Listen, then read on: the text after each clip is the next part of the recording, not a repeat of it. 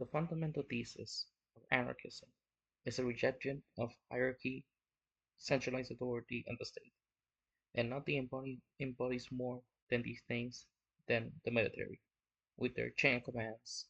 Is basically outright, almost religious dogma of hierarchy. To understand how rejected authority basically saved the world by accident or purpose, depending how you see it, we have to understand the closest we ever got to a nuclear war and a nuclear holocaust was the 1962 Cuban Missile Crisis. And you could blame the United States for starting this crisis in the first place by illegally setting missiles in Turkey and refused to remove them. So as a response, the Soviet Union had put missiles in Cuba. This is a predictable outcome of nation-states, competing centralized state powers with standing militaries that produce mass death, and they rather to risk the extermination of the human species instead of the principles of cooperation and mutual aid based on free associations.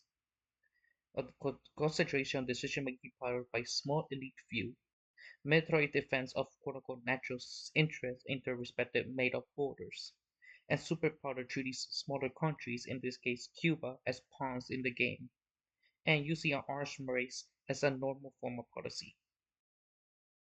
USSR placing missiles in Cuba, the US plans of invading Cuba. This is a normal behavior of hierarchical states. This is the inevitable outcome.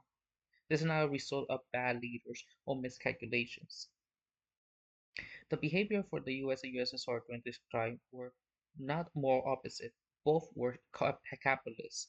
In the US case, it was a free market capitalist, while the Soviet Union was a state capitalist. On both sides, we have to understand the United States, shortly after the Cuban Revolution, which was really a communist revolution, Fidel Castro was more like a liberal who praised Abraham Lincoln and only became a Marxist-Leninist after the United States rejected an alliance and friendship with Castro, and then proceeded to announce that he's a Marxist-Leninist, even though the Soviet Union weren't even aware that he was anything remotely Marxist, according to the archives. And then shortly after his control of the government, they did the Pay of Pigs invasion, which, fun fact, my great uncle, well, if the one of my family members who actually participated in the Pay of Pigs invasion, barely survived. He received a grenade explosion on his back and put basically a plastic like in his back, a piece of plastic in his back, like a prosthetic. They also do John McCartney, who did the idea of the economic blockade. They're still going today with this embargo, which is considered a genocide. Also, very slow, agonizing one.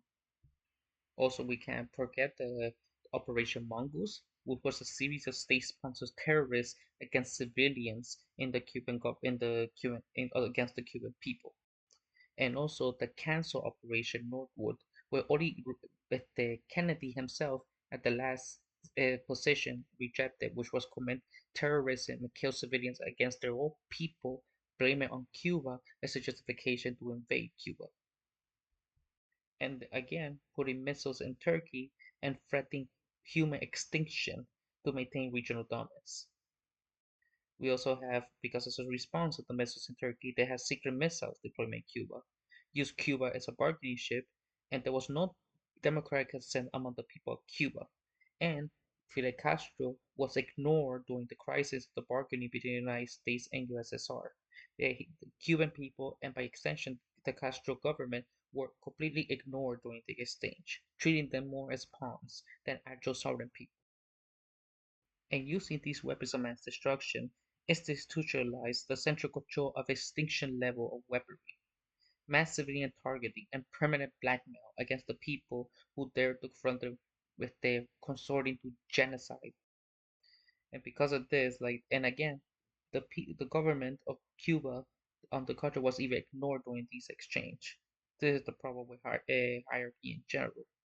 It is not peacekeeping, it is through a global genocide as policy, through mutually assured structure. Basically saying, if we attack, we kill millions of innocent people that had nothing to do with this.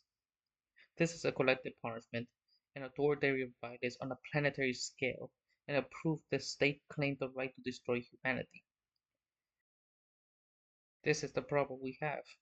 It shows that a small group of people, Kennedy, Khrushchev, and a couple of generals would kill millions of people only to maintain their power. It doesn't help that Fidel Castro himself accelerated the disaster and trying to encourage the crisis without the consent of his own people. And even Che Guevara, with his more fascist tendencies, encouraged and romanticized nuclear apocalypse. And because Cuba was dependent on the Soviet Union and was aligned with another superpower for survival, there was no real autonomy. It became a bargaining chip, and they resolved this crisis without Cuban participation, showing a great power paternalist approach. Again, the Cuban Missile Crisis was the closest we ever got to nuclear annihilation, the only time in history where we're actually in DEFCON 2.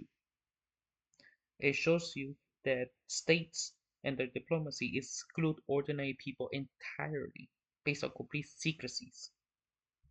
And this is not a moment of the state being successful at ending the crisis because of secret deals, elite negotiation, or legitimate partnership. No, because humanity survived despite the state system. Because several moments were either accidental or near launches, and miscommunications nearly triggered the war. Only individual officers like Vasily Arkhipov, who refused orders and who refused to press the button against authority, against the orders of the state, thanks to this man rejecting hierarchy at that very moment, saved the world from the apocalypse. Which means the state did not save the world, but peace achieved depended on the individual conscious, not the institution they subscribed to. It was a decentralized human judgment against authority that he was supposed to follow, then just blindly embrace the rigid military chain of commands. This overall crisis wasn't a near failure of diplomacy, it was a near success of the state system's inherent logic of domination and militarized competition. To give you an example how Castro and Che Guevara, who later became Maoists in the end of his life, were willing to do horrific crime to justify their own authoritarian powers. A great example called Saint Che, which the analysis of Che Guevara's life says his willingness to sacrifice innumerable lives for the glory future made the beatings and imprisonment administered by the Peron system gentle by comparison. After the Russian withdrew the rockets, ending the Cuban Missile Crisis in 1962, Che said, fumed over the Soviet betrayal, and told the daily worker in London reported, if the missile had been under Cuban control, they would have fired them off. The reporter thought he was crackers about the way he went about the missiles. In 1965, he demanded revolution like the World War, even if unleashed the atomic bomb. Thousands of people would die everywhere, but it should not worry us, Evans added. Out of this mass destruction, the new socialist order was supposed to arise. This is the example we have where you have a centralized authority, when one man makes all the decisions without the consent of the people. To truly achieve the peace, abolish the military, abolish the police, abolish nuclear weapons completely, embrace under the principles of cooperation, mutual aid based on free association, a more pacifist global security system, right? And abolishment of hierarchy using a decentralized, democratic, confederalist approach system. Achieving a world peace is possible. I will put it in the description of the literature of these types of topics that I mentioned, and this is a great example why the state is the embodiment of violence that should be abolished, and why individuals conscious and rejecting authority actually save the world.